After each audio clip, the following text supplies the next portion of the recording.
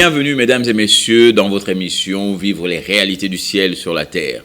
Je me présente, je suis le pasteur André et nous avons comme règle d'or sur ce plateau que Jésus-Christ est Seigneur et la parole de Dieu est l'autorité finale. Alors frères et sœurs, nous continuons notre sujet que nous avions commencé.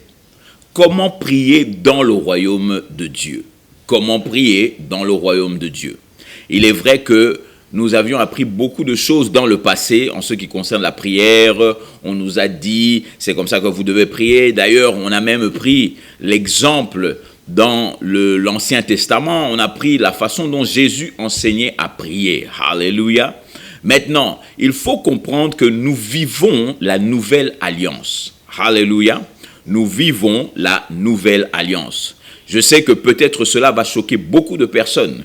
Mais cette fameuse prière que beaucoup de personnes utilisent comme étant la prière Notre Père, cette prière Notre Père est une prière qui a été donnée avant même la Nouvelle Alliance. Alléluia, elle a été donnée avant la Nouvelle Alliance. D'où certaines réalités de cette prière que Jésus avait donnée ont emmené nous risquent, de nous garder dans l'Ancien Testament au lieu de nous emmener dans le Nouveau Testament. Alors vous allez voir, nous allons étudier cette prière aussi tout au long de cette semaine. Nous allons en parler afin que vous réalisez que certaines personnes qui ne jurent que par cette prière Notre Père peuvent se retrouver plutôt dans l'erreur. Alléluia. Donc nous avons commencé à parler et essayer de faire comprendre que nous sommes aujourd'hui dans le royaume de Dieu. Et comme nous sommes dans le royaume de Dieu, la Bible dit qu'il est le roi des rois. Il est le roi des rois. Donc, ce qui fait qu'aujourd'hui, tu es un roi et un sacrificateur, nous dit le livre d'Apocalypse au chapitre 5. La Bible dit que tu es un roi. Alléluia. Alors, prends du temps, dis-le à toi-même, je suis un roi. Je suis un roi. Alléluia. Et si tu es une femme, bien sûr, tu diras, je suis une reine. Mais maintenant, ce que tu dois réaliser, c'est que si tu es un roi, le roi est un roi d'un domaine. Le domaine où se trouve le roi, écoutez-moi bien, la parole du roi est loi dans son domaine. Je le dis encore, la parole du roi est loi, L-O-I, loi. C'est-à-dire que ce que le roi a dit, on ne change pas. C'est comme ça que ça va se faire. Alléluia. Ce qui fait que maintenant, un roi a une manière de prier. Un roi, dans son domaine, ne quémandit pas. Un roi ne supplie pas. Un roi ne demande pas à ce que les choses se fassent si c'est possible. Non, un roi parle. Un roi donne l'ordre. Un roi change l'atmosphère. Alléluia. Et voici que la Bible dit que vous avez été faits des rois et des reines pour votre Dieu. Pour votre Dieu. C'est très important de comprendre que vous êtes un roi et une reine, ou je dirais même un sacrificateur pour votre Dieu. C'est-à-dire que lorsque tu parles à Dieu, tu ne parles pas à Dieu comme une personne qui est en train de quémander. Tu parles à Dieu comme un enfant du roi. Et quand un enfant du roi parle, l'enfant du roi parle avec assurance. Et nous nous sommes arrêtés la semaine passée dans le livre de Hébreux au chapitre 4. Livre de Hébreux, chapitre 4. Alors je voudrais vous encourager, rappelez-vous dans cette émission, un bic, un bloc-notes et une Bible en papier. Car cela est très important que vous puissiez suivre tout ce que le pasteur André est en train de dire et que vous ne viviez pas simplement dans des rêves. Aujourd'hui, les chrétiens ne se manifestent plus comme auparavant. Les chrétiens n'ont plus de force comme auparavant. Pourquoi? Parce que simplement, les chrétiens croient aux hommes, mais ils ne croient plus à Dieu. La Bible dit, tout est possible à celui qui croit. Celui qui croit quoi? Celui qui croit que Jésus-Christ est le Fils de Dieu. Alléluia. Celui qui a mis sa foi en Jésus. Aujourd'hui, nous mettons nos foi dans certains éléments. Nous mettons nos foi dans les jeûnes. Nous mettons nos foi dans les prières. Mon frère, ma sœur, sache que la personne qui t'a sauvé, ce n'est pas ton église, mais c'est Jésus-Christ de Nazareth. D'où donc toute ta foi doit être basée sur Jésus-Christ et Jésus-Christ seul. Le livre des Hébreux nous dit clairement, gardant les yeux fixés sur Jésus-Christ, qui est l'auteur et le consommateur de votre foi. Mon frère, ma sœur, la puissance se trouve en Jésus-Christ et non pas dans un bâtiment, dans une église ou bien dans les mains d'un homme. Alléluia. La puissance se trouve dans le nom de Jésus et surtout dans la parole de Jésus-Christ. Alléluia. Donc, nous avons pris Hébreux 4 au verset 16 et nous étions en train de parler de ces choses. Rappelez-vous, Hébreux 4, verset 16, moi je lis à partir de la version Darby qui peut différencier de votre version, mais ne vous en faites pas, les idées sont les mêmes. Et s'il y a une grande différence, je ne perdrai pas cette occasion de vous montrer la différence. Alléluia. Donc, au verset 16, la Bible nous dit ceci. La Bible dit, approchons-nous donc avec confiance du trône de grâce, afin que nous recevions miséricorde, et que nous trouvions grâce pour avoir du secours au moment opportun. Alléluia. Approchons-nous avec confiance, papa. Approchons-nous avec confiance, ça veut dire quoi? Ça veut dire que lorsque je viens devant toi, ma confiance, écoutez-moi bien, ma confiance est basée sur ma connaissance que j'ai de toi. Alléluia. Si vous allez par exemple voir votre grand frère, vous n'allez pas voir votre grand frère en tremblant et puis vous attendez dans la réception en vous disant « Ah, est-ce qu'il va accepter ?» Non. Là, je parle d'un vrai grand frère. Si vous connaissez votre frère, votre grand frère ou votre petit frère, vous savez déjà ce qu'il va dire. Alléluia. Donc, vous allez le voir avec confiance. Vous allez discuter avec confiance. Pourquoi? Parce que vous savez, c'est comme quand vous allez voir votre professeur. Jamais un moment dans votre tête, vous allez vous dire « Ah, peut-être que mon professeur n'arrivera pas à répondre à la question que je vais lui poser. » Non, si la question que tu poses est par rapport au cours qu'il donne, automatiquement, le professeur saura te répondre. Alléluia. D'où, lorsque vous avancez devant Dieu, vous devez savoir que Dieu est le possesseur du ciel et de la terre. Et que Dieu est capable de tout faire. Et que Dieu est capable même de créer quelque chose pour vous. Alléluia. Je vais vous montrer un verset. Alléluia. Dans Jean, Jésus-Christ dit quelque chose de très fort. Dans Jean 16. Alléluia. Merci Jésus. Ne vous en faites pas, gardez le doigt dans Hébreu. Nous allons rentrer là très vite. Mais je veux d'abord vous montrer quelque chose dans... le verset 16, Jean 16, au chapitre 16, à partir du verset 23. Il dit, « Et en ce jour-là, vous ne me ferez pas de demande. » C'est Jésus qui dit ça. Il dit, « En ce jour-là, vous ne me ferez pas de demande. » Alléluia. Une chose déjà que je vois qui est très claire ici, c'est qu'on ne fait pas de demande à Jésus. Alléluia. Quand il dit « en ce jour-là », c'est quand? C'est quand je serai ressuscité d'entre les morts. Aujourd'hui, vous me posez toutes les questions, c'est moi qui vous réponds. Mais quand je vais rentrer au ciel, ce n'est plus à moi que vous devez demander, mais c'est au Père que vous devez demander. Alléluia. Oui, mon frère, on demande au Père au nom de Jésus. Je sais que peut-être tu as passé des années à demander à Jésus, « Oh, Jésus, Pessaraboé, Jésus, donne-moi ça, Jésus, donne-moi ça. » Ce n'est pas Jésus qui donne. Alléluia. Peut-être c'est la raison pourquoi tu n'as encore rien reçu jusqu'à aujourd'hui. Parce que tu demandes à la mauvaise personne. Jésus-Christ t'a sauvé. Mais Jésus-Christ a ouvert le chemin pour que tu puisses parler à ton Père. Et voici ce qu'il dit ici. Il dit, « En ce jour-là, vous ne me ferez pas de demande. » Alléluia. En vérité, je vous le dis, que toutes les choses que vous demanderez au Père en mon nom, il vous les donnera. Alléluia. Il vous les donnera. Qui vous les donnera? Mon Père. Dieu vous les donnera. Alléluia. Mais il faut les demander comment? En mon nom. Alléluia. Ça, c'est Jésus qui parle. Il dit, demandez en mon nom et je vais vous les... Et mon Père va vous les donner. Et je voudrais vous montrer encore quelque chose de plus fort. Il dit, jusqu'à présent, vous n'avez rien demandé en mon nom. Demandez et vous recevez afin que votre joie soit complète. Alléluia. Jésus-Christ dit, demandez et vous recevez. Alléluia. Oui, mon frère, oui, ma soeur. Dieu n'a jamais prévu que toi, tu lui demandes et que tu ne reçoives rien. Non.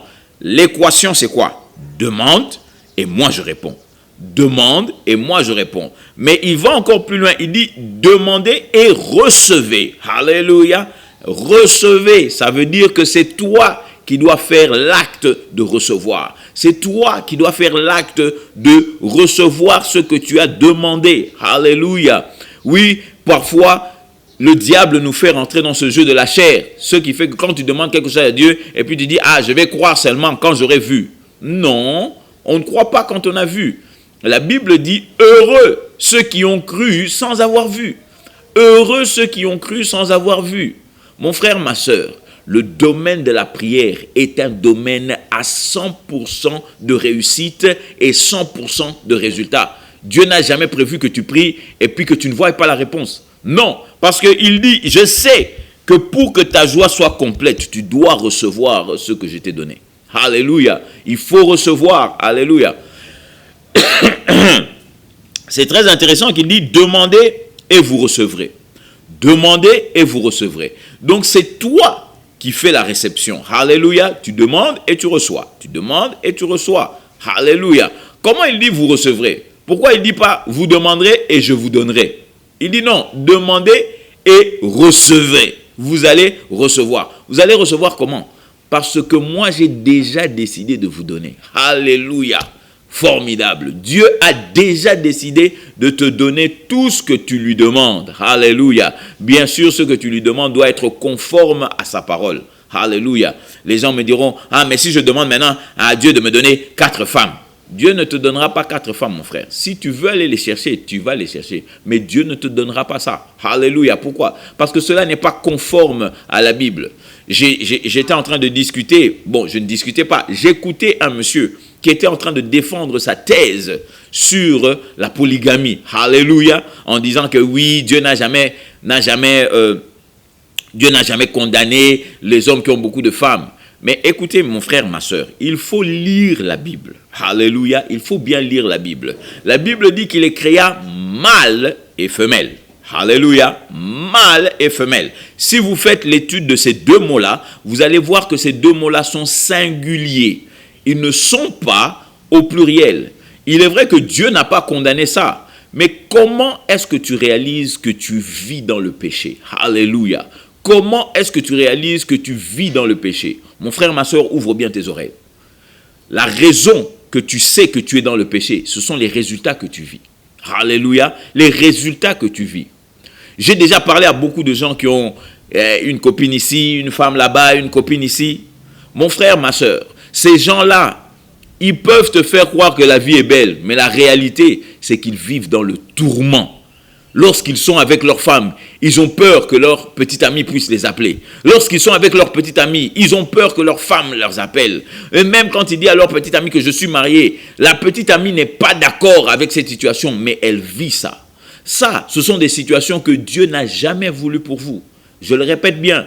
Toi, peut-être, tu as ta petite amie. Toi, peut-être, tu es marié. Et puis, tu as, comme on dit, Osana et Loko sur le côté. Mais mon frère, ma soeur, tu es en train de souffrir une vie que Dieu n'a pas voulu pour toi. Alléluia. La Bible dit, il est créa mâle et femelle. Un homme pour une femme. Ça, c'était avant la malédiction. Après la malédiction, tu vois des hommes épouser beaucoup de femmes. Mais lorsqu'on a dit à Jésus que lorsqu'un homme n'est pas content avec sa femme, on n'a jamais dit que lorsqu'un homme n'est pas content avec ses femmes. Lorsqu'un homme n'est pas content avec sa femme, il peut la répudier selon la loi de Moïse. Vous savez qu'est-ce que Jésus-Christ a répondu? Cette histoire se trouve dans Matthieu 19. Vous savez ce que Jésus-Christ a répondu? Jésus-Christ a dit, il n'en était pas ainsi au commencement. Alléluia! Il n'en était pas ainsi au commencement. En d'autres termes, lorsque l'on parle du mariage, amen, lorsque l'on parle du mariage, il faut se référer au commencement et non pas après. Les gens me disent, oh, David a eu plusieurs femmes, oh, Salomon a eu plusieurs femmes.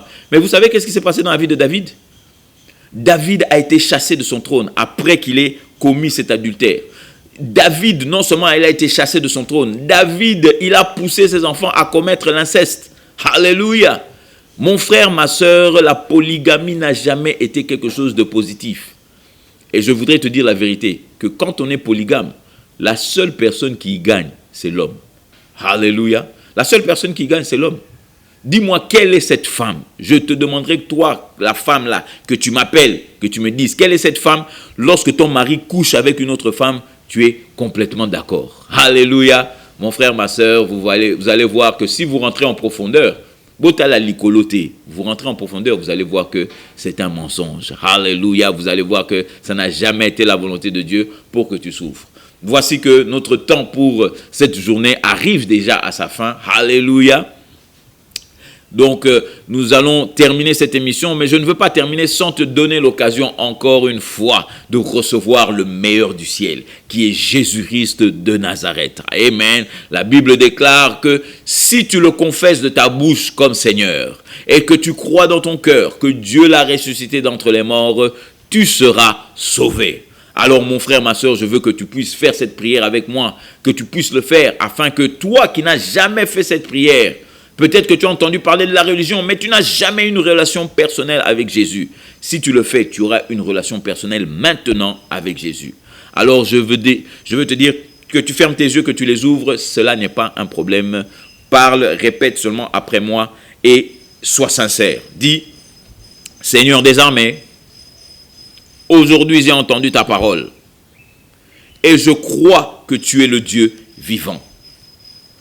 La Bible déclare que si je te confesse de ma bouche comme Seigneur Jésus et que je crois dans mon cœur que Dieu t'a ressuscité d'entre les morts, je serai sauvé.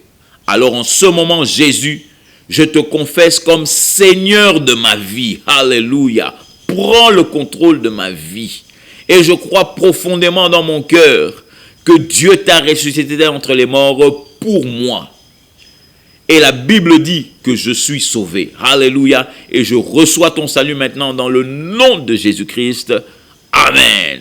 Amen mon frère. Amen ma soeur. Alléluia. Si tu as fait cette prière et que tu étais sincère, je voudrais te dire que maintenant même, tu fais partie des enfants de Dieu. Alléluia. Tu as été choisi et Christ t'a pris entre sa main. Et la Bible nous dit que personne ne peut vous ravir de la main de Jésus. Alléluia. Je sais que tu as entendu beaucoup d'histoires sur la sorcellerie, mais sache que maintenant, si tu as fait cette prière, la sorcellerie n'a aucun pouvoir sur toi. Alléluia.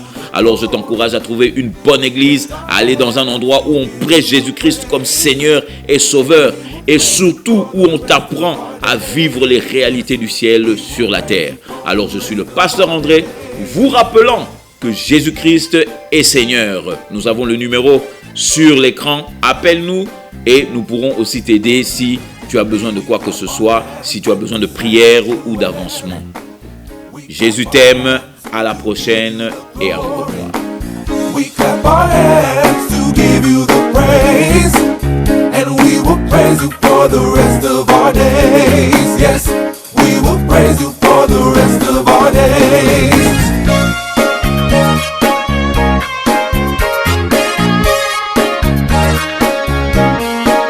We sing a song in the sanctuary. We sing a song to give you the glory. We sing a song to give you the praise, and we will praise you for the rest of our days. Yes, we will praise you for the rest of our days.